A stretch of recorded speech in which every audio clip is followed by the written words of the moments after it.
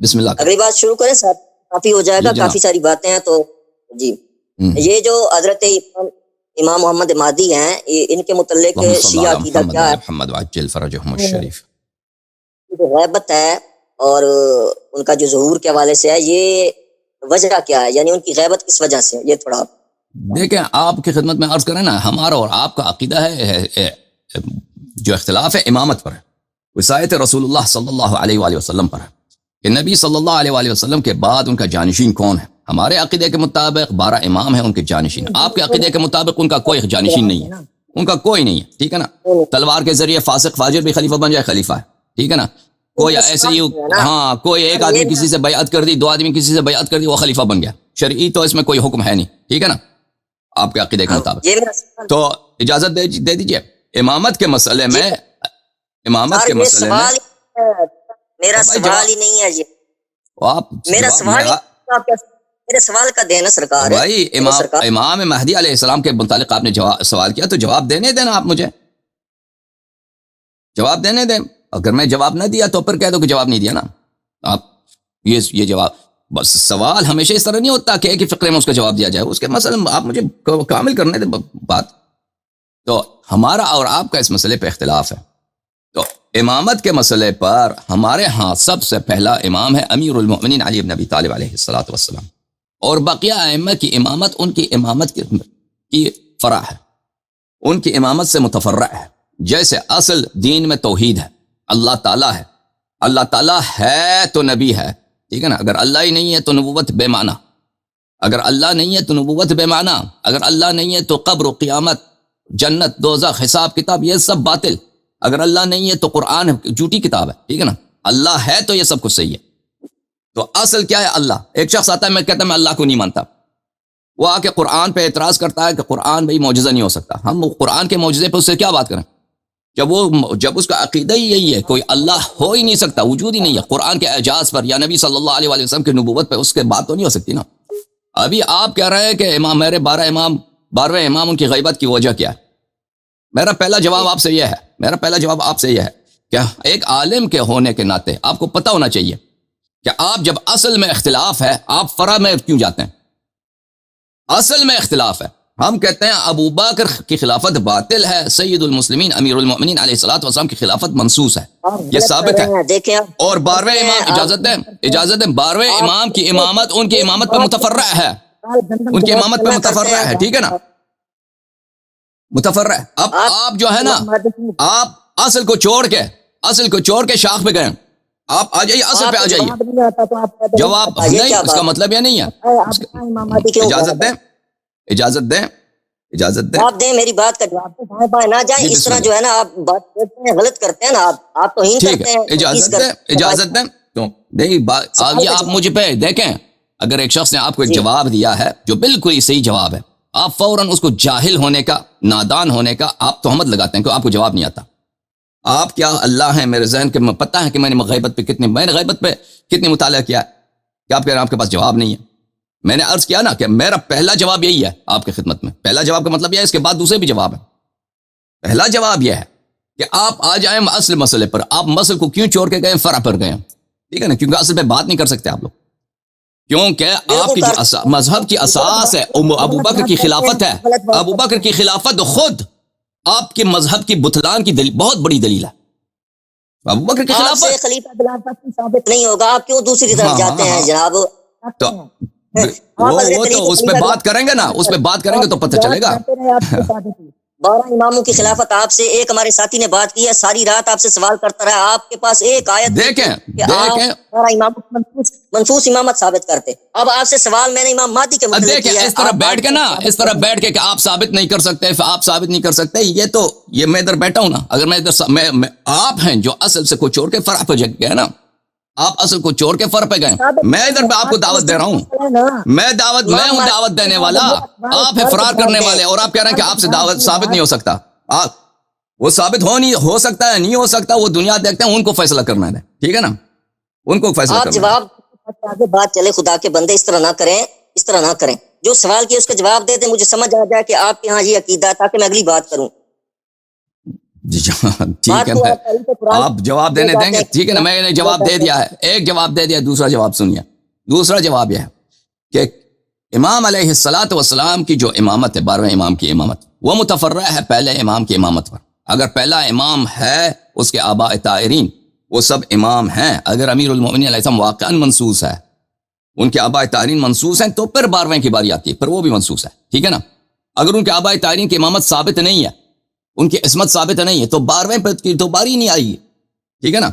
تو آپ نے جو ترتیب بحث ایک عالم ہونے کی حیثیت سے آپ نے وہ ترتیب بحث ملحوظ خاطر نہیں رکھا ہے, وہ آپ کی بیچارگی پر دلالت کرتی ہے. دوسری بات یہ ہے, امام علیہ الصلوۃ والسلام کی غیبت, اجازت دیں, اجازت دیں, آپ ڈرے نہیں, آپ سے جو پوچھا ہے وہی بتا دیں, میں اگلی بات کروں. میں آپ سے وہی عرض کر رہا ہوں نا, وہی عرض کر رہا ہوں کہ آپ کی سوال ہی غلط ہے, آپ کی سوال بےہودہ ہے, بالکل بےہودہ ہے. آپ سنیں, غلط لگے گا نا, آپ کا سوال نہایت ہی بےہودہ ہے. اگر بےہودہ نہیں ہے تو جواب دے دو, بولے اس لیے بےہودہ نہیں ہے. میں نے آپ کے سوال کی بےہودگی کی دلیل دی ہے. آپ مزید سنیں, آپ سنیں, آپ میرا جواب ختم نہیں ہوا نا, اب میرا جواب جاری ہے. مولوی صاحب, ہاں آپ بات کرنے دیں گے تو دیں گے نا. اگلا مرحلہ ان کے سوال کی بےہودگی کا اگلا دلیل دیکھیے عزیزو, ان کا سوال کتنا بےہودہ ہے کہ امام علیہ الصلوۃ والسلام کی غیبت کی بحث سیکنڈری ہے, ثانوی ہے. اصل بحث تو ان کی اپنی امامت کی ہے, اصل بحث ان کی اپنی عصمت کی ہے, ٹھیک ہے نا. اگر ایک شخص امام ہے, وہ معصوم ہے, جیسے نبی صلی اللہ علیہ وآلہ وسلم امام ہے, معصوم من اللہ ہے, ٹھیک ہے نا. اگر ایک دفعہ ثابت ہو گیا کہ وہ معصوم ہے, امام ہے, تو پھر ان کا ہر فعل صحیح ہوتا ہے. نبی کریم صلی اللہ علیہ وآلہ وسلم کا اگر کسی نے کوئی ہم سے پوچھے, بات سنیں, بات سنیں بھائی صاحب, بات سنیں, بات سنیں, او بھائی بات سنو نا, بات سنیں آپ کی, اور میں سوال کا جواب میں دے رہا ہوں نا, آپ کہہ دو کہ جواب غلط ہے بعد میں جب میری بات ختم ہو جائے. ٹھیک ہے, نبی کریم صلی اللہ علیہ وآلہ وسلم کی عصمت ثابت ہے. آپ نبی کریم صلی اللہ علیہ وآلہ وسلم 9 شادیاں کرتے ہیں نا, 9 شادی کرتے ہیں. کوئی ہم سے پوچھے کہ یہ کیسا نبی ہے, تم امت کو تو 4 سے زیادہ اجازت نہیں دی, خود تو 9-10 شادیاں کی ہیں, یہ کیسے نبی ہے؟ تو میں اس کا جواب کیا, اس کا جواب یہ, ایک جواب یہی ہے کہ آئیے اس کے نبوت پہ بات کرتے ہیں. اگر وہ واقعا اللہ کی جانب سے نبی ہے, اللہ کی جانب سے معصوم ہے, تو پھر اس کا ہر فعل صحیح ہے. اگر اس کے فعل کسی فعل کا ہمیں سمجھ نہیں آئی, اس کے فعل کی حکمت کی ہمیں سمجھ نہیں آئی, جبکہ اصل بات ثابت ہے کہ وہ حکیم ہے, وہ اللہ کی جانب سے آیا ہے, اللہ کے وحی کے علاوہ کسی چیز کے اتباع نہیں کرتا, معصوم ہے, اس کے سب کام اللہ کے احکام کے مطابق ہیں, اللہ کے حکم کے مطابق ہے. اگر ہمیں اس کے کسی فعل کی حکمت سمجھ میں بھی نہ آئی, تو یہ ہماری ناسمجھی ہے, ہمارا نقص ہے, ہمارا عجز ہے. یہ نہیں ہے کہ اس کا فعل میں کوئی خلل ہے. نبی کریم صلی اللہ علیہ وآلہ وسلم وضو کرتے ہیں, انہوں نے حکم دیا کہ سر کا مسح کرو, کیوں حکم نہیں دیا کہ سر کو دھویا کرو؟ اگر اس کا جواب میں نہیں دے سکا, کسی نے مجھ سے پوچھا, تو میں اسے یہی کہہ دوں گا کہ بھئی یہ تمہارا سوال بےہودہ ہے, تم احمق آدمی ہو. جب ایک شخص معجزات لے کر, آیات لے کر, بینات لے کر اللہ کی جانب سے آیا ہے, اس کی عصمت ثابت ہے, اگر اس کے کسی حکم کا, اس کے کسی فعل کا اگر ہم وجہ حکمت نہ بیان بھی کر سکے, نہ بھی سمجھ سکے, تو کیا ہے, اس کا کیا ہے؟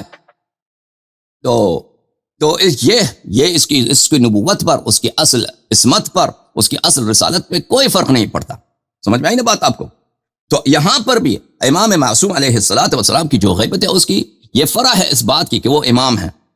اگر ایک دفعہ ان کی امامت ثابت ہو گئی, ایک دفعہ ان کی عصمت ثابت ہو گئی, تو پھر اگر ان کی کوئی فعل ایسا ہو کہ اس کی حکمت ہمیں سمجھ نہ آئے, اس کا کوئی وجہ ہمیں سمجھ نہ آئے, مثلا نبی کریم صلی اللہ علیہ وآلہ وسلم بہت سارے غزوات پہ جاتے تھے, وہ نہیں بتاتے تھے کہ ہم کس لیے جا رہے ہیں, کسی کو نہیں بتاتے, لشکر کو لے کے جا رہے ہیں کسی طرف, ٹھیک ہے نا. وہاں پہنچ کر پتہ چل جاتا تھا کہ ان کے حکمت عملی کیا تھی, کیونکہ اگر وہ کسی کو شاید بتاتے یہ مصلحت نہیں تھی, ٹھیک ہے نا. تو یہ کسی کو اعتراض نہیں تھا کہ یہ اگر وجہ نہیں بتا رہے تو ہم ان کی اطاعت نہیں کریں گے, یہ اللہ کے نبی ہے ہی نہیں. تو یہاں پر بھی اسی طرح, اگر میں فرض کر میں جواب نہ بھی دے سکوں نا, میں کہہ دوں کہ مجھے پتہ نہیں ہے, فرض کریں, میں نہیں کہتا کہ مجھے پتہ نہیں ہے, اگر میں فرض بھی کروں کہ آپ کے امام کیوں غائب ہے, فرض کریں میں پتہ بھی نہ ہو, تو اس سے ان کے نہ مجھ پہ کوئی نقص آ سکتا ہے, نہ ان کی امامت پہ کوئی خلل آ سکتا ہے, کیونکہ ان کے عصمت کے دلائل میں یہ نہیں ہے, ان کی امامت کے دلائل میں نہیں ہے کہ وہ غائب نہیں ہو سکتے انظار سے. یہ دوسری بات آپ کی. تو پہلے آپ اصول پہ بات کریں, پھر فروع پہ آ جاتے ہیں. اب ان مراحل کے بعد وہ سب آپ نے چھلانگ مار دی نا، چھلانگ مار دی، وہ سب ان چیزوں کو جو آپ کے لیے مشکل ہیں، جو نصوص سے ثابت ہیں، اس سے آپ نے چھلانگ مار دی، آپ آ گئے ہیں غیبت پر. کیوں غائب ہو گئے؟ تو اس کا جواب یہ ہے عزیزو کہ امام علیہ الصلوۃ والسلام انظار سے کیوں غائب ہیں. روایات احادیث میں اس کے کئی ایک دلائل ہیں. جی کیا فرما رہے ہیں؟ آواز کٹ گئی تھی. آواز آ رہی ہے آواز آپ کو؟ جی روایات میں اس کے کئی دلائل ہیں. میں سنت نبی صلی اللہ علیہ وآلہ وسلم سے ایک دلیل آپ کی خدمت میں پیش کرتا ہوں کہ حضرت نبی کریم صلی اللہ علیہ وآلہ وسلم مکے میں 13 سال تبلیغ کرتے رہے اور لوگوں کو توحید کے طرف، اسلام کی طرف معجزات کے ساتھ، آیات کے ساتھ، بینات کے ساتھ، اخلاق حسنہ کے ساتھ، موعظہ حسنہ کے ساتھ دعوت دیتے رہے. اور وہاں پر بہت کم لوگ مسلمان ہوئے، اکثر لوگ اپنے کفر پہ ڈٹے رہے اور ان کو اذیتیں کرتے رہے. اور جب تک ان کے چچا حضرت ابو طالب علیہ السلام زندہ تھے، کسی کو ان کو قتل کرنے کی جرأت نہیں تھی. اور جب حضرت ابو طالب علیہ السلام کی وفات ہو گئی تو کفار نے آپس میں تہیہ کر دیا کہ ہم ان کو قتل کر دیتے ہیں. ایک رات کی تاریکی میں آتے ہیں کہ ایک تلوار ایک دفعہ ان پہ وار کرتے ہیں، وہ قتل ہو جاتے ہیں. پھر بنی ہاشم کو جو ہے ان کو دیا دیں گے، ختم بات. نبی جب قتل ہو جائیں گے تو ان کا دین بھی ختم ہو جائے گا. اللہ نے اپنے نبی صلی اللہ علیہ وسلم کو خبر دی. نبی صلی اللہ علیہ وآلہ وسلم وہاں سے نکل گئے رات کی تاریکی میں. اب رات کی تاریکی میں کہاں گئے اس کسی کو نہیں معلوم. نبی صلی اللہ علیہ وآلہ وسلم ہمیں بعد میں پتہ چلا کہ وہ کسی غار میں گئے تھے، غار ثور میں، وہاں پہ مخفی رہے. اب کوئی پوچھے کہ کیوں مخفی رہے؟ یہ کیسا نبی ہے؟ یہ کیوں اس کے پاس معجزات نہیں ہیں؟ اس کے پاس قرآن نہیں ہے؟ وہ کیا اس کے پاس شریعت نہیں ہے؟ کیا اس پہ تبلیغ دین کرنا واجب نہیں ہے؟ کیا اس پہ احکام اسلام جاری کرنا واجب نہیں ہے؟ کیا اس پہ جہاد واجب نہیں ہے؟ کیا اس کو مسلمانوں کا دفاع کرنا اس پہ واجب نہیں؟ وغیرہ وغیرہ وغیرہ جو نبی کے فرائض ہیں. یہ کیسا نبی ہے جو جا کے غار میں چھپ گیا ہے؟ آپ کے نبی کہاں ہیں؟ ٹھیک ہے، اس کی وجہ کیا؟ اس کی وجہ بہت واضح ہے کہ نبی صلی اللہ علیہ وآلہ وسلم ایک آدمی ہیں اور ان کے بہت کم ساتھی ہیں، اور ساتھیوں میں بھی اکثر جو ہیں جنگ کرنے کے لائق نہیں، ان کو جنگ کرنا آتا نہیں، دفاع کرنا نہیں آتا، وہ بھاگ جاتے ہیں. اور ایک جو دو جنگجو ہیں وہ یہ مصلحت نہیں ہے. اور بھائی صاحب بات جواب دینے دو نا. ان کو اگر کفار کے ساتھ جنگ کیا جائے، ان کو قتل کیا جائے، پورا اسلام ہی تباہ ہو جائے. تو نبی کریم صلی اللہ علیہ وسلم اس لیے جا کر غار میں چھپ جاتے ہیں. ایک غار میں جا کر نبی کریم صلی اللہ علیہ وسلم چھپ جاتے ہیں. نہ یہ ان کے لیے کوئی عیب ہے، کوئی کہہ دے عیب ہے وہ کافر مشرک نجس ہے، کوئی کہہ دے یہ نبی نہیں ہو سکتا اس لیے وہ خود کافر مشرک ہے، کوئی کہہ دے کہ یہ ان کی بزدلی ہے وہ کافر مشرک ہے، کوئی کہہ دے یہ ان کے اپنے رسالت کے فرائض انجام نہیں دے رہے، ان پہ تو تبلیغ دین واجب ہے، ان پہ تو قرآن سکھانا واجب ہے. یہ غار میں چھپ گئے، کس کو قرآن سکھا رہے ہیں؟ ٹھیک ہے نا. تو وہ خود ایس کوئی بھی اعتراض کرے گا وہ کافر ہے. نبی کریم صلی اللہ علیہ وسلم کیوں غار میں گئے؟ کیونکہ دشمن بہت ہیں، دشمن بہت، یا آخری نبی ہیں، اس کے بعد کوئی، ان کے بعد کوئی نبی نہیں ہے. ٹھیک ہے نا. ان کا زندہ رہنا بہت اہم ہے تاکہ اللہ کی وحی آ جائے اور اللہ تعالیٰ کی وحی کی تبلیغ ہو جائے، دین کچھ کا کامل کیا جائے. پھر اگر ان کی شہادت ہو دنیا سے تو پھر کوئی بات نہیں. تو اس لیے نبی کریم صلی اللہ علیہ وسلم غار میں ہیں. اب جیسے خاتم الانبیاء صلی اللہ علیہ وآلہ وسلم حکم الہی سے انظار سے غائب ہو گئے ہیں کچھ عرصے کے لیے. اور اگر مصلحت ہوتی، ضرورت ہوتی، وہ لمبے عرصے کے لیے بھی غائب ہو جاتے. اگر مصلحت ہوتی 1 مہینے کے لیے بھی غار میں رہتے، کسی اور جگہ پہ کسی اور گاؤں میں چلے جاتے. ٹھیک ہے نا. لیکن مصلحت نہیں، شرائط ہر فرد کا مختلف ہوتا ہے. نبی کریم صلی اللہ علیہ وسلم اگر مکے سے غار میں جا کر چھپ جاتے ہیں، پھر مکے سے اس غار سے چپکے سے نکل کر مدینے چلے جاتے ہیں، تو مدینہ پہنچ کر وہ کفار کے خطرے سے نکل گئے. ٹھیک ہے نا. ٹھیک ہے. ان کے شرائط فرق کرتے ہیں، لیکن فرض کریں کہ مدینہ بھی کفار کے ہاتھ میں، مدینہ بھی کفار مشرکین کے ہاتھ میں، ان کے خون کے پیاسے ہیں. طائف بھی ان کے کفار مشرکین کے ہاتھ میں، شام بھی کفار مشرکین کے ہاتھ میں، بحرین بھی، یمن بھی، ہر گوشہ کفار مشرکین کے ہاتھ میں.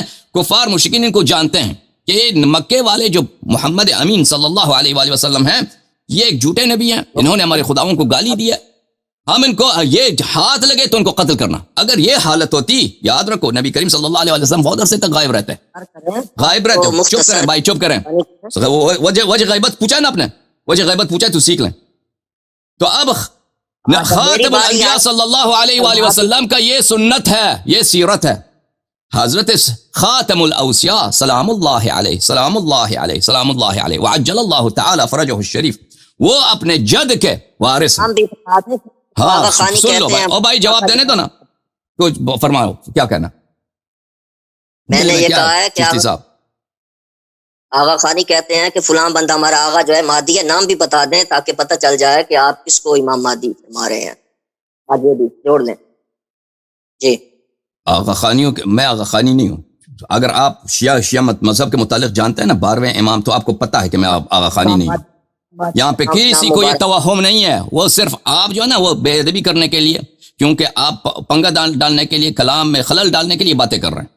وَإِلَّا یہ کوئی کسی کو توہم نہیں ہے کہ آغا خانیوں میں اور شیعوں اثنا عشریوں میں یہاں پہ کوئی کسی کو تشابہ ہو جاتا ہے کہ شبہ یہ کس کی بات ہو رہی ہے. آج باری آ گئی ہے یاری صاحب آپ کی, آپ نام بتا دیں اور بات آگے بتائیں غیبت کے بارے میں. سن رہا ہوں آپ کی بات کو, نہیں ٹوکا میں نے. الحجۃ ابن الحسن المہدی العسکری, ہم رسول پاک صلی اللہ علیہ وسلم کے نام نہیں نہ بتائیں نا. میں اکثر رسول پاک صلی اللہ علیہ وسلم کا نام نہیں لیتا ہے احترام کی وجہ سے. کیوں کیا کہتا ہوں رسول اللہ صلی اللہ علیہ وسلم, کہتا ہوں سید الانبیاء, سید المرسلین, امیر المؤمنین علیہ السلام کا نام میں اکثر نہیں لیتا. میں القاب شریفہ سے یاد کرتا ہوں. تو یہ ادب کا تقاضا ہے کہ ایک گنہگار شخص جب ایک عظیم شخص کا یاد کرتا ہے تو القاب شریفہ سے اس کا ذکر کرے. جب میں القاب شریفہ سے ان کا ذکر کرتا ہوں, کہتا ہوں خاتم الاوصیاء الامام المہدی المنتظر سلام اللہ علیہ. یہ القاب بہت مشہور ہے. اگر آپ کو پھر بھی پتہ نہیں چل رہا تو یہ فون کاٹ دیں, پھر فون یہ کاٹ دیں, پھر چلے جائیں. ہاں آپ جو ہے نا, ہاں نام بھی لیں, القبات بھی لیں, نام بھی لیں نا, تھوڑا واضح ہو جائے نا بات, سب کو پتہ چل جائے, سننے والوں کو بھی, ہمیں بھی. جیسے نبی کریم صلی اللہ علیہ وسلم کے نام لینے کی ضرورت نہیں. جب میں کہتا ہوں سید المرسلین, جب میں کہتا ہوں خاتم الانبیاء, جب میں کہتا ہوں بھلے نبی مصطفیٰ صلی اللہ علیہ وآلہ وسلم, وہ سب کو پتہ چل جاتا ہے. وہ جاہل ہوتا ہے نا, وہ نہایت ہی بدو جاہل ہوگا کہ اس کی مجھے پتہ نہیں کس کی بات ہو رہی ہے. کافر بھی یہاں پہ بیٹھا ہو, ہندو پہ بیٹھا, اس کو پتہ چل جائے گا کہ کس کی بات ہو رہی ہے. مولوی وہ کافر, بس اب چپ کرو نا, اب میرا وقت ضائع کرو گے تو میں دوسرا کالر منتظر ہے. میں نہیں بھاگنے کی جو بات نہیں ہے, بات کریں. اگر دیکھیں, اگر فضول بات کرو گے نا, فضول بات کرنے کے لیے ہمارے پاس وقت نہیں ہے. اگر جواب مانگتے ہو تو مجھے جواب کامل کرنے دو. جواب چاہیے نہیں چاہیے؟ ہاں. تو نبی کریم صلی اللہ علیہ وآلہ وسلم کی غیبت مسلمانوں میں متسالم علیہ, اس میں کوئی شک و شبہ نہیں ہے کہ ایک مدت کے لیے نبی کریم صلی اللہ علیہ وآلہ وسلم آنکھوں سے غائب ہو گئے. بلکہ ان کی نبوت کے ابتداء میں بھی وہ غائب تھے. نبوت کے ابتداء میں, بعثت کے ابتداء میں کئی سال تک نبی کریم صلی اللہ علیہ وآلہ وسلم اللہ کے جانب سے, وہ تو شروع سے نبی تھے بعثت کے بعد, لیکن وہ مبعوث ہیں کہ لوگوں کو اسلام کی طرف بلائیں. نبی کریم صلی اللہ علیہ وآلہ وسلم کسی کو نہیں بتاتے. لوگوں کو پتہ ہے کہ یہ شخص کون ہے, لیکن ان کو نہیں پتا کہ یہ اللہ کی جانب سے نبی بھی ہیں, ان کے پاس ایک نیا دین بھی ہے, ان پہ وحی بھی آتا ہے, جبرائیل بھی آتا ہے, ان کے شریعت میں فرائض ہیں, یہ نماز پڑھتے ہیں, یہ وضو بناتے ہیں, ان کی شریعت میں بہت ساری چیزیں, اور یہ ہمارے خداؤں کو یہ باطل خدا سمجھتے ہیں. ان کو گرانے اور ان کو توڑنے کے لائق سمجھتے ہیں. کسی کو نہیں معلوم, بہت کم افراد کو وہ چن کے, جو ان کے پہ اعتماد ہوتا ہے کہ بھائی یہ راز فاش نہیں کریں گے, ان کو بتا دیتے ہیں, ان کو دعوت دیتے ہیں کہ آؤ میرے مذہب کو قبول کرو. تو یہ بھی غیبت ہے. نبی کریم صلی اللہ علیہ وآلہ وسلم پہ کیا واجب ہے؟ تبلیغ دین واجب ہے. لوگ سب مشرک ہیں. لوگ کعبے کے ارد گرد لوگ پوجا کرتے ہیں, کس کی؟ بتوں کی. نمازیں, سجدے, رکوع سب کس کے لیے؟ بتوں کے لیے. تمجید, تحلیل کس کے لیے؟ بتوں کے لیے. عبادت ہو رہی بتوں کے لیے. اور یہ نبی یہاں پہ بیٹھے ہیں, ٹھیک ہے نا, اللہ کی جانب سے وحی بھی آتی ہے, کسی کو بتاتے نہیں کہ بھئی یہ بتیں خدا نہیں ہیں. کئی سال گزر جاتے ہیں اسی بات پر, کئی سال گزر جاتے ہیں. اگر کوئی اشکال کرے کہ کیسا نبی ہے بھائی, کیا ایسا نبی ہے, کیسے اسے برداشت ہوتا ہے؟ لوگ زنا کر رہے ہیں, لوگ شراب پی رہے ہیں, لوگ کعبے کے سامنے کیسے گناہ کرتے ہیں, بتوں کی پوجا کرتے ہیں. غیرت کہاں ہے ان کی صلی اللہ علیہ وآلہ وسلم؟ یہ وہاں پہ سینہ تان کے کھڑے ہو جاتے ہیں کہ بھئی یہ سب باطل ہے. اگر کوئی اعتراض کرے وہ مشرک ہے, وہ کافر ہے, جو نبی کریم صلی اللہ علیہ وسلم کے اس کام پہ اعتراض کرے. وجہ کیوں ہے؟ نبی کریم صلی اللہ علیہ وآلہ وسلم اس وقت وہ اپنی ہویت ظاہر نہیں کرتے, اپنے آپ کو آئیڈینٹیفائی نہیں کرتے کہ میں سید المرسلین ہوں, میں خاتم الانبیاء ہوں, اللہ کی جانب سے مجھ پہ وحی آتی ہے, جبرائیل صبح شام آتے ہیں, میرے پاس معجزات ہیں, یہ تمہارے خدائیں باطل ہیں. کیوں نہیں کہتے؟ نبی کریم صلی اللہ علیہ وسلم کیوں نہیں کہتے؟ اپنے آپ کو آئیڈینٹیفائی نہیں کرتے, اپنے آپ کو ظاہر نہیں کرتے, پوشیدہ رکھتے ہیں. جو جواب تم وہاں پہ دو گے نا, وہی جواب ہے ہمارا امام مہدی علیہ السلام, خاتم الانبیاء صلی اللہ سلام اللہ علیہ کے, خاتم الاوصیاء سلام اللہ علیہ کے غیبت پر. جب پوری دنیا پر ان کے دشمن چائے ہوئے ہیں, ان کے آباء طاہرین کو ایک بعد دیگر قتل کیا گیا, یہ امت تو ایسی ہے نصوص کے باوجود نبی کریم صلی اللہ علیہ وسلم کو اس امت نے دیکھا کہ کیسے وہ جھک کر چومتے ہیں ہاتھ زہرا سلام اللہ علیہا کو. نبی کریم صلی اللہ علیہ وسلم کو اس امت والوں نے دیکھا کہ کیسے وہ آتے ہیں در زہرا سلام اللہ علیہا پر ہر روز نماز فجر سے پہلے آیت تطہیر کی تلاوت کرتے ہیں. انما یرید اللہ لیذھب عنکم الرجس اہل البیت ویطہرکم تطہیرا. اس کی روایت کئی ایک ہے کہ رسول پاک صلی اللہ علیہ وسلم مہینوں تک روزانہ نماز فجر سے پہلے آ کر در امیر المؤمنین علیہ الصلوۃ والسلام پہ اس آیت کی تلاوت کرتے تھے. مسلمانوں کے کتابوں میں بڑا پڑا ہے کہ کیسے نبی کریم صلی اللہ علیہ وسلم نے بارہا کہا من اطاع علیا فقد اطاعنی ومن عصاہ فقد عصانی، کہ امیر المؤمنین علیہ السلام کی اطاعت میری اطاعت ہے، ان کی معصیت میری معصیت ہے. ٹھیک ہے نا. اس مسلمانوں کی کتابوں میں بڑی پڑی ہیں کہ نبی کریم صلی اللہ علیہ وسلم نے فرمایا انی تارک فیکم الثقلین ما ان اتبعتموهما لن تذلوا بعدی ابدا کتاب اللہ وعترتی اہل بیتی. میں تمہارے درمیان عطرت کو چھوڑ کے جا رہا ہوں، اگر ان کی اتباع کرو تو کبھی گمراہ نہ ہو جاؤ گے.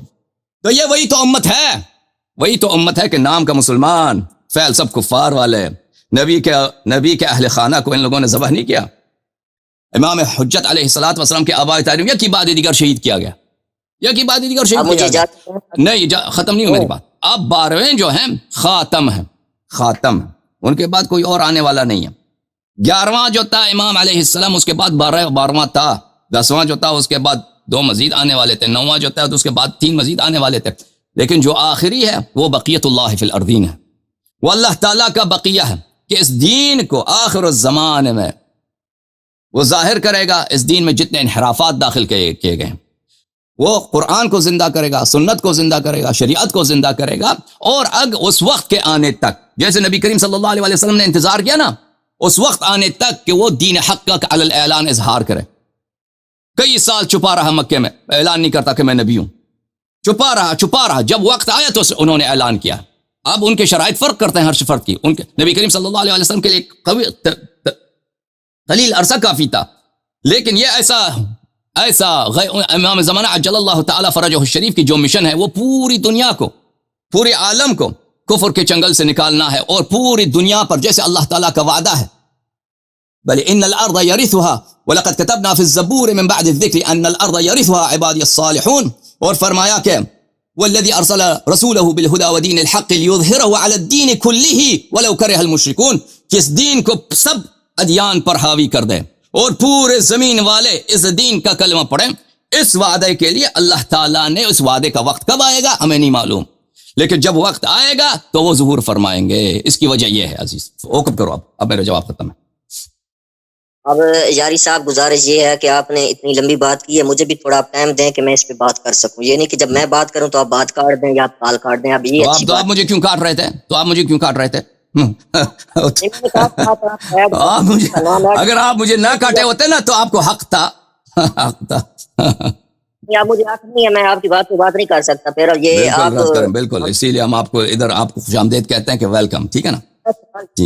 یاری صاحب میرا سوال یہ تھا، تأمرون الناس بالبر وتنسون انفسکم وانتم تتلون الکتاب. خود جو ہے مجھے بار بار کاٹ رہا ہے اور پھر مجھے کہہ رہا ہے کہ تم مجھے نہ کاٹو. بسم اللہ کرو جی.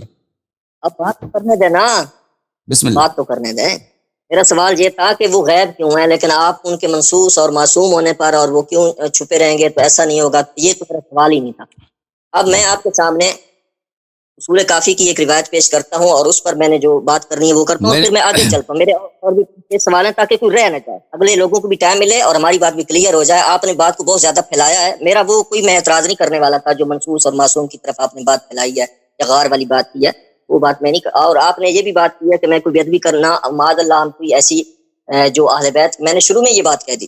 البتہ جو چیزیں کچھ منسوب ہیں ان کے بارے میں جو میں نے پہلے ہی بات کہہ دی تھی وہ ہم نام لیں گے، باقی ہم نہیں لیتے، ہم نہیں کرتے اس طرح، ہم ایسے لوگ نہیں ہیں. اچھا جی، اصول کافی کی ایک روایت ہے جس سے یہ بالکل واضح بات پتہ چل جاتی ہے. جو سوال میرا تھا وہ یہ تھا کہ غیب کیوں ہے، اور یہ روایت بتا رہی ہے کہ وہ خوف کی وجہ سے غائب ہو گئے اور قتل کے خوف کی وجہ سے غائب ہو گئے. ٹھیک ہے جی، آپ سے میرا یہ سوال تھا لیکن آپ نے یہ بات نہیں کی کہ وہ خوف، اور خوف یہاں جو اصول کافی کی روایت ہے اس سے یہ پتہ چل جائے گا. اور اس خوف سے میں ایک اور بات بھی آگے کرنے والا ہوں ساتھ. اس میں ہے جی اصول کافی ہے کہ قال سمعت ابا عبد الله جعفر علیہ السلام یقول ان للقائم غیبۃ قبل ان یقوم قلت ولما ذلك قال انه يخاف واومع بيده الى بطنه یعنی القتل. یعنی آپ قتل کے خوف سے امام جعفر نے اپنے وطن کی طرف اشارہ بھی کیا اور قتل کے خوف کی بات کی. اب جب امام مہدی جو آپ کے نزدیک معصوم بھی ہیں منصوص بھی ہیں تو وہ قتل کے خوف کی وجہ سے جو ہے وہ چھپ جاتے ہیں غار میں، چھپ جاتے ہیں غار میں اور بیٹھ جاتے ہیں، اور خوف کا لفظ ان کی لیے آ رہا ہے. آپ کے نزدیک بقول آپ کے امام منصوص اور معصوم امام جعفر وہ فرما رہے ہیں. تو کیا بات ہے کہ ایک خوف کا لفظ حضرت عمر کے لیے بخاری کے حدیث میں 3864 میں آ جاتا ہے تو آپ اس کے اوپر ٹھٹھا کرتے ہیں، حضرت عمر کی توہین کرتے ہیں کہ وہ تو ڈرا بیٹھا تھا، وہ تو ایسا کر رہا تھا، وہ تو ویسا. توہین آپ لوگ کرتے ہیں جب آپ کا منصوص اور معصوم امام جو ہے وہ چلا گیا خوف سے، ڈر سے بھاگ کے غار میں چلا گیا اور آپ آج تک نہیں نکلا، تو آپ حضرت عمر کے اوپر اعتراض کرتے ہیں. تو وہاں تو آپ کو اتنی لمبی تمیز یاد نہیں آتی. تو اس بات سے تو واضح پتہ چل جاتا ہے کہ امام جو ہیں جو آپ کے نزدیک امام ہیں منصوص ہیں اور معصوم ہیں اور وہ غار میں ہیں، کیا ہے وہ خوف کی وجہ سے. اور حضرت موسیٰ علیہ السلام کے متعلق بھی اللہ پاک نے قرآن مجید میں سورہ طٰہٰ کے اندر ارشاد فرمایا، سورہ طٰہٰ آیت نمبر 45 قال ربنا اننا نخاف. خوف کے لفظ موسیٰ علیہ السلام کے متعلق آئے ہیں، ہارون علیہ السلام کے متعلق آئے ہیں، اس کے آگے بھی ایک آیت آ رہی ہے. تو خوف کے لفظ کسی کے متعلق آ جانا بخاری کے حدیث میں، تو شیعہ اٹھا کے کہتے ہیں جی عمر ڈرا ہوا تھا، فلاں بھاگ گیا تھا، فلاں جنگ سے بھاگ گیا تھا، اور فلاں جنگ سے آپ نے جو جنگ کی بات کی خیبر کی بات کی اور آپ نے کہا کہ خیبر کی جنگ سے حضرت عمر معاذ اللہ بھاگ گئے تھے، اس کا بھی میں جواب دوں گا. آپ نے جو چونٹی والی روایت پچھلی دفعہ پیش کی تھی اس کا بھی جواب دوں گا. اور جو مقدسی کی کتاب سے آپ نے جو وہاں پہ آپ نے جو جھوٹ بولا تھا ایک معذرت کے ساتھ، اس کا بھی انشاءاللہ جواب دوں گا. پتہ چلا امام مہدی جو ہے ایک تو ان کی غیبت جو ہے قتل کے خوف کی وجہ سے ہے، اور پھر خوف جو ہے امام کی طرف سے آ جائے تو وہ تو آپ ہضم کر جاتے ہیں، قبول ہے، لیکن حضرت عمر کے لیے، ابو بکر کے لیے، عثمان کے لیے آ جائے تو وہ آپ کو ہضم نہیں ہوتا. اسی طرح کی ایک اور روایت اصول کافی کے اندر موجود ہے. حضرت علی سے پوچھا گیا فقلت یا امیر المومنین وکم تکون الحیرۃ والغیبۃ قال 6 ایام او 6 اشہر او 6 سنین. حضرت علی سے پوچھا گیا کہ مہدی کب تک غائب رہیں گے، تو آپ نے فرمایا کہ 6 دن 6 مہینے 6 سال تک ان کی غیبت ہے، جبکہ وہ اس کے بعد وہ 6 سال کیا 600 سال ہو گئے وہ ظاہر نہیں ہوئے. تو کیا حضرت علی نے معاذ اللہ جھوٹ بولا تھا، یا یہ جھوٹ جو ہے کلینی نے گھڑ کے ان کی طرف منسوب کیا؟ اس کا بھی جواب. میں عمر کے اسلام کے متعلق میں عرض کر رہا ہوں. عمر کا جو اسلام ہے وہ اسلام عمر بخاری میں کہاں گیا؟ وہ میں نے جواب دے دیا اس کا. ہاں جواب آپ نے دے دیا، میری باری میں اس کو دیکھ لوں. مہربانی کریں. جی بسم اللہ. ابھی کرتے ہیں، ابھی عرض کرتے ہیں. آپ فکر نہ کریں، آپ کے سب باتوں کا جواب آپ کو مل جائے گا، سب باتوں کا مل جائے گا جواب انشاءاللہ تبارک و تعالی. بخاری کی حدیث نمبر 3864 ہے، 3864. ہاں جی، اس میں آس بن وائل ہے، جس میں آپ نے ایک بیان میں بیان کیا. یا جی ہاں 3864 صحیح فرما رہے ہیں. 3864 وہ روایت میں دیکھیں عزیزو، تو رسول اللہ صلی اللہ علیہ وآلہ وسلم غار میں چھپے رہے، ٹھیک ہے نا. ہمارا عقیدہ نہیں ہے کہ امام مہدی علیہ السلام غار میں چھپیں، لیکن اگر غار میں چھپ بھی جاتے ہیں تو کوئی عیب نہیں ہے. رسول صلی اللہ علیہ وسلم کا سیرہ ہے. رسول صلی اللہ علیہ وسلم غار میں چلے گئے کس لیے؟ خوف کی وجہ سے کہ قتل ہو جاتے ہیں. رسول صلی اللہ علیہ وسلم اپنی نبوت کا اظہار نہیں فرماتے، سب مسلمانوں کا اجماع ہے کئی سالوں تک، خوف کی وجہ سے. جو آپ نے خوف کا کہا ہے تو یہ نبی صلی اللہ علیہ وسلم اگر دشمن قوی ہیں، دشمن بہت آپ کے حاوی ہیں، اگر ان کے خلاف اوروں کے خلاف لڑنے کا ضرر زیادہ ہے، فائدہ کم ہے، اس سے اسلام تباہ ہو جاتا ہے، اسلام ختم ہو جاتا ہے، تو نبی اگر نہ لڑیں تو اس میں کوئی حرج نہیں ہے، ٹھیک ہے نا. جیسے آپ نے کہا کہ حضرت موسیٰ علیہ السلام فرعون کے خوف سے بھاگ کر مصر سے مدائن چلے گئے تھے.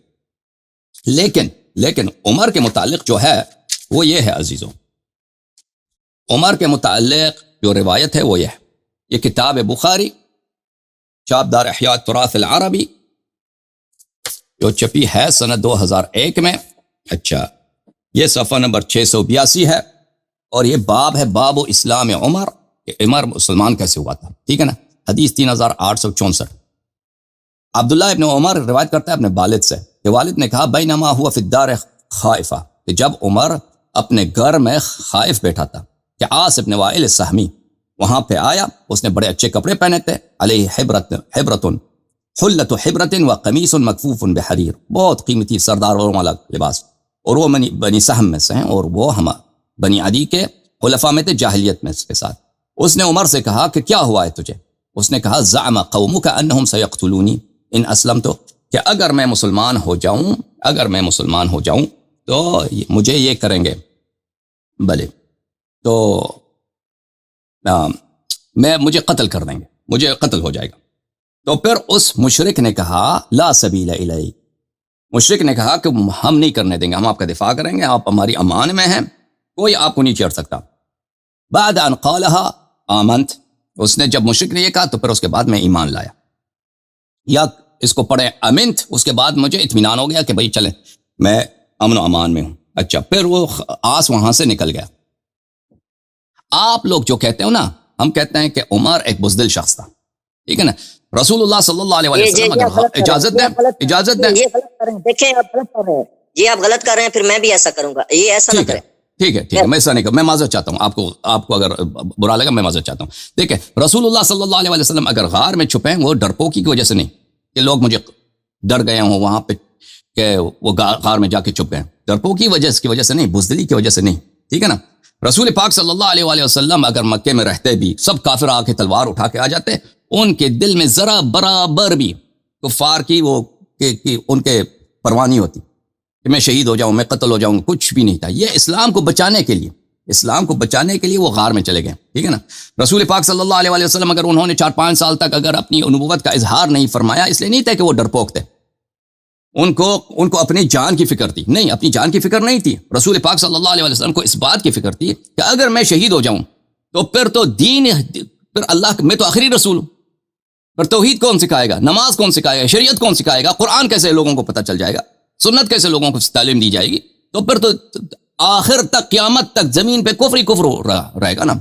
یہ تو دین کی بچانے والی بات ہے، وَإِلَّا کوئی شخص نہیں کہہ سکتا کہ رسول اللہ صلی اللہ علیہ وسلم کو اپنے جان کے قتل ہونے کی فکر ہے، ٹھیک ہے نا۔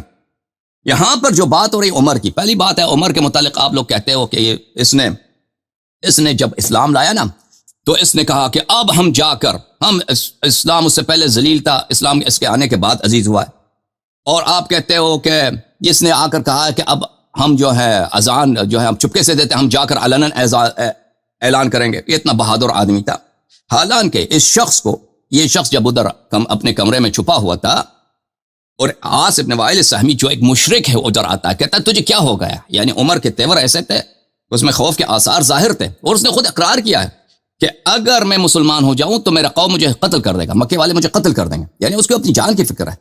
عمر اگر اس وقت اگر قتل ہوتا تو اسلام پہ اس عمر کی کیا حیثیت ہے؟ عمر تو ابھی تو مسلمان ہوا بھی نہیں، ایک مشرک مر جاتا ہے، ٹھیک ہے نا۔ اس سے نہ وحی منقطع ہوتا ہے، اس سے نہ کوئی نماز روزہ کسی چیز پہ فرق نہیں پڑتا، کسی چیز پہ۔ وہ کون ہے؟ وہ تو کچھ بھی نہیں ہے، ٹھیک ہے نا۔ تو اس کو جو عمر کو جو خوف ہے قتل ہونے کی، وہ اسلام کے لیے نہیں ہے، اس کو جو فکر ہے اس کو اپنی جان کی فکر ہے، ٹھیک ہے نا۔ جو اس کے لیے اگر میں لفظ استعمال کروں کہ کس بات کا لفظ کون سا لفظ ہے، تو وہ آپ پر وہی والا لفظ کروں گا نا جو صحابہ نے کہا تھا غزوہ خیبر میں، یجبنہ، سب صحابہ نے کہا کہ ہاں تجبین کیا، اس کا تجبین کو آپ چیک کیجئے ڈکشنری میں کہ کیا ہے، ٹھیک ہے نا۔ پھر دوسری بات ہے بھائی کہ عمر کے متعلق وہ عاص ابن وائل سہمی جس کے متعلق قرآن کی آیت نازل ہوئی ہے، ان شانئک هو الابتر، نبی کریم صلی اللہ علیہ وسلم کا جو شانہ ہے، جو اتنا کٹر دشمن ہے کہ نبی کریم صلی اللہ علیہ وسلم کے متعلق وہ حجو کرتا تھا، یعنی کیا بہت اس گالی کے اشعار وہ بولتا تھا، وہ شخص وہ اتنا بدتمیز تھا، وہ عمرو بن العاص کا باپ ہے، وہ ایسا کٹر دشمن جو کبھی مسلمان نہیں ہوا، اس کے ساتھ مل کر اس کی امان میں یہ مسلمان ہوا ہے۔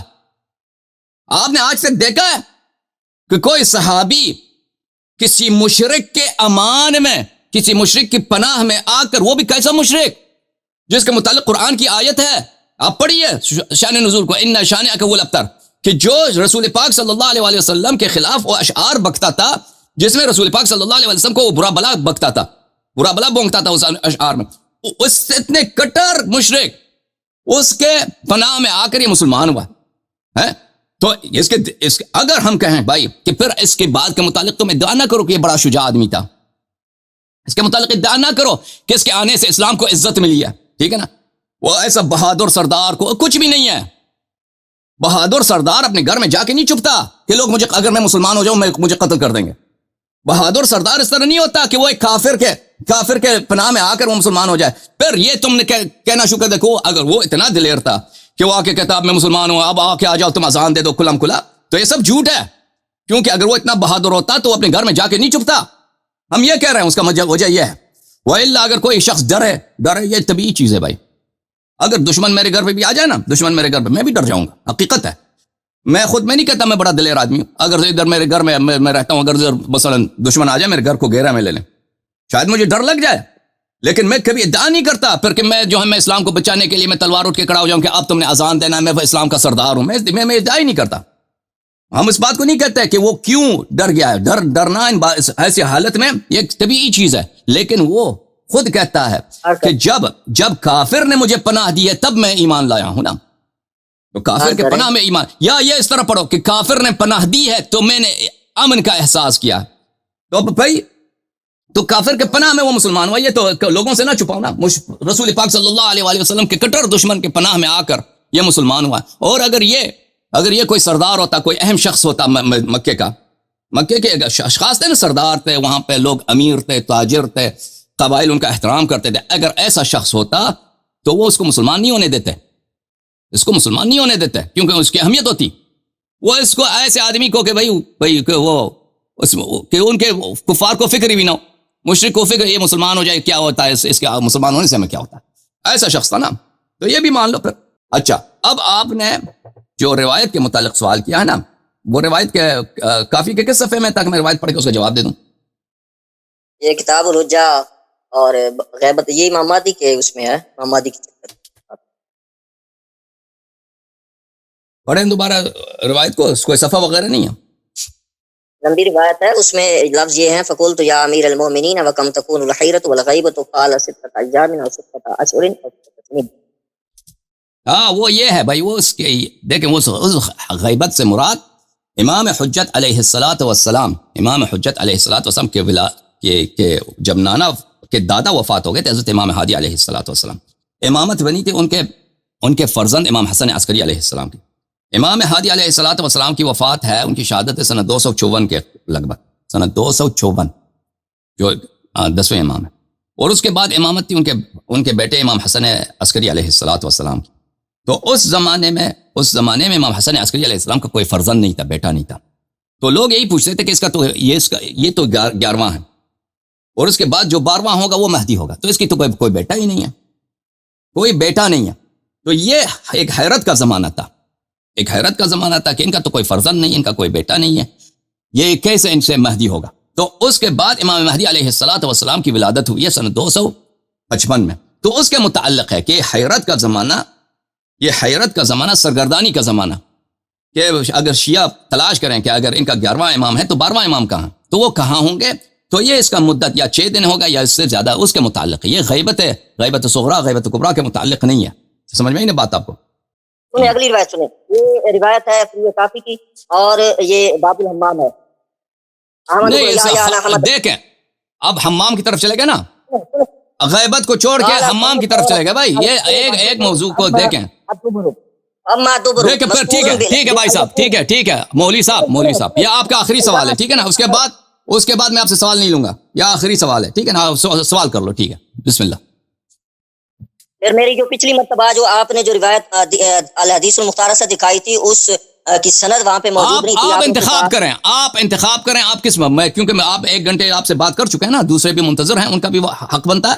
تو آپ انتخاب کریں کس موضوع, مختارہ پہ بات کرنا چاہتے ہیں مختارہ پر, اس حدیث ہو یا حدیث مزید شیعہ حدیث پڑھنا چاہتے ہیں اس حدیث پر بات کرتے ہیں, آپ کی مرضی. جو 2 روایتیں آپ نے بیان کی تھی نا, ان کے متعلق آپ سن لیں, ٹھیک ہے جی, آپ کی مرضی, جو کہنا چاہتے ہیں آپ کے. میں مزید ایک موضوع مزید آپ کو اجازت ہے, جو موضوع چڑھنا چاہیں بسم اللہ کریں, لیکن یہ آخری موضوع ہوگا آپ کا آج. جی بسم اللہ. آپ اپنی طرف سے بات اتنی بڑھا رہے تھے, اور جب ہماری تو پھر بات ہی رہ گئی نا. اب جو بات دوسرے بھی ہیں نا, دوسرے بھی منتظر ہیں بھائی, اگر بھائی دوسرے بھی ان کو بھی وقت دینا نا. آپ نے غلط بیانی کی ہے تو آپ سن لینا, اگر میری بات غلط ہے تو آپ اس کو رد کر دیں. آپ نے بولا تھا کہ کتاب آپ نے دیکھی ہے نیلی ہے کہ پیلی ہے, میں تو سمجھتا ہوں آپ نے ہی نہیں دیکھی تھی, کیونکہ اس کے اندر میں نے کتاب یہاں پہ دکھایا تھا, میں نے مختارہ یہاں پہ دکھایا تھا بھائی, مانیٹر پہ دکھایا تھا سب کو. آپ نے سند نہیں پڑھی, وہ طبرانی کی تھی, اس میں علوان بن داؤد ہے جو منکر الحدیث ہے, اور وہ روایت صحیح نہیں ہے, جس میں ایک حضرت عمر نے بوقت وفات جو ہے افسوس کا اظہار کیا کہ 3 مہینے کام نہ کیے ہوتے اور 3 کیے ہوتے. یہ روایت جو ہے مردود ہے, پہلی بات. دوسری بات آپ نے خیبر کے متعلق مسند بزار سے روایت پڑھی، اس میں میمون دیکھیں ایک حدیث پڑھو بھائی صاحب ایک حدیث پڑھو، اس کا میں رد دے دوں گا. آپ اگر مزید حدیث پڑھنا چاہتے ہیں میں قطع کر دوں گا. اب مختارہ کے حدیث آپ نے چڑھا نا، اس کے متعلق اگر بات کرنا ہے، میں نے پہلے آپ کو خبردار کیا کہ ایک حدیث پڑھو ہم اس کا جواب دیں گے. دوسرا حدیث اگر آپ چڑھنا چاہتے ہیں تو ہم اس کا وہ اجازت نہیں دیں گے، کیونکہ پھر اس میں ٹائم بہت لگے گا. ایک حدیث آپ نے پڑھا ہے مختارہ والی حدیث، میں جو ہے میں اس کا جواب دے دیتا ہوں. اس کے بعد خدا حافظی آپ کے ساتھ، کیونکہ دوسرے لوگ منتظر ہیں.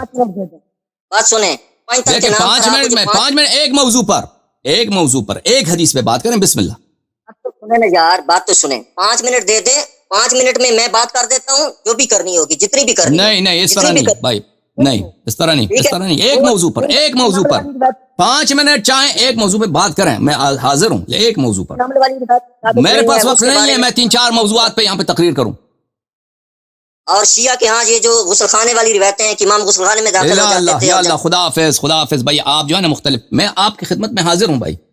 میں آپ کا نوکر ہوں، میں آپ کا خادم ہوں. میں آپ کے حدیث آپ پڑھیں، میں حدیث مجھے سمجھ آیا میں جواب دے دوں گا. لیکن اس طرح نہیں ہے کہ آپ جو ہے لسٹ بنا دیں 5 منٹ میں. میں 5 منٹ میں اگر بیٹھ جاؤں نا، میں ادھر 10 حدیث پڑھ سکتا ہوں. یہ حدیث ان کا جواب دے دو. پر مجھے جواب دینے میں اس میں ٹائم لگتا ہے. ہر حدیث کو دکھانے میں، توضیح دینے میں 10 منٹ لگتے ہیں بھائی صاحب. پھر آپ ادھر جا کے کہہ دو کہ اللہ ایری کو جواب نہیں آتا، بھائی اس کو جواب نہیں دے سکا نا. 5 منٹ ایک موضوع پہ بات کرو، ایک حدیث پر بات کرو. بسم اللہ، میں حاضر ہوں. اس طرح جب سے یہ کوئی طریقہ کار نہیں ہے کہ ابھی تم نے مختارہ کا چڑھا نا، پہلے ایک حدیث کا آپ نے چڑھا، میں اس نے اس کا جواب نہیں دیا. وہ حدیث ہے غیبت کے متعلق. دیکھیں وہ حدیث یہ ہے عزیزو، یہ کتاب ہے الف اصول من الکافی الجزء الاول، چاپ دار الکتب الاسلامیہ، صفحہ نمبر 338 میں. یہاں پر اس حدیث کو ملاحظہ فرما دیجیے. ابن السندی عن ابی داود المشرقی عن ثعلبہ بن میمون عن مالک الجہنی عن حارث بن المغیرہ عن الاسبغ بن نباتہ اتیت امیر المؤمنین علیہ السلام، میں امیر المؤمنین علیہ السلام کے پاس آیا، فوجدته متفکرا ينکت فی الارض، میں نے ان کو دیکھا کہ وہ سوچ میں ہیں اور زمین پہ وہ خط مار رہے ہیں، زمین پر خط کر رہے ہیں. فقلت یا امیر المؤمنین ما لی اراک متفکرا تنکت فی الارض ارغبتا منک فیہا، میں نے کہا یا امیر المؤمنین کیا ہے آپ بہت فکر میں ہیں، زمین پہ آپ خط مار رہے ہیں، اور کیا آپ کو دنیا کی فکر ہے؟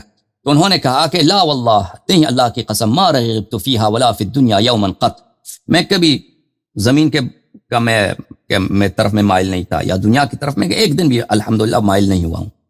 ولکنی فکرت فی مولود یکون من ظہری، لیکن مجھے سوچ ہے، میں سوچتا ہوں، میں سوچ رہا ہوں ایک فرزند کے متعلق جو میری نسل سے ہوگا. الحادی عشر من ولدی، میرا 11واں فرزند ہوگا. وہو المہدی الذی یملأ الارض عدلا وقسطا، اور وہ مہدی ہے جو زمین کو عدل سے اور انصاف سے بھر دے گا. کما ملئت جورا وظلما، اس طرح کہ وہ ظلم اور جور سے بھرا ہوا ہوگا.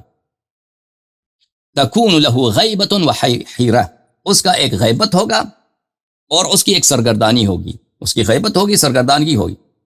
اچھا، یذل فیہا اقوام ویہتدی فیہا آخرون، اس غیبت میں، اس حیرت میں بہت سارے لوگ گمراہ ہو جائیں گے اور بہت سارے لوگ اس میں ہدایت پائیں گے. فقلت یا امیر المؤمنین کم تکون الحیرۃ والغیبہ، میں نے پوچھا وہ غیبت اور وہ حیرت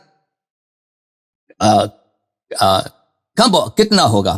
قال 6 ایام او 6 اشہر او 6 سنین، فرمایا کہ 6 دن یا 6 مہینے یا 6 سال، 6 دن یا 6 مہینے یا 6 سال. اچھا، وہ حیرت ہو گیا. کم تکون الحیرۃ والغیبہ. فقلت وان هذا لکائن، یہ ہوگا. فقال نعم كما انه مخلوق وان لك بهذا الامر يا اصبغ، وان لك بهذا الامر يا اصبغ،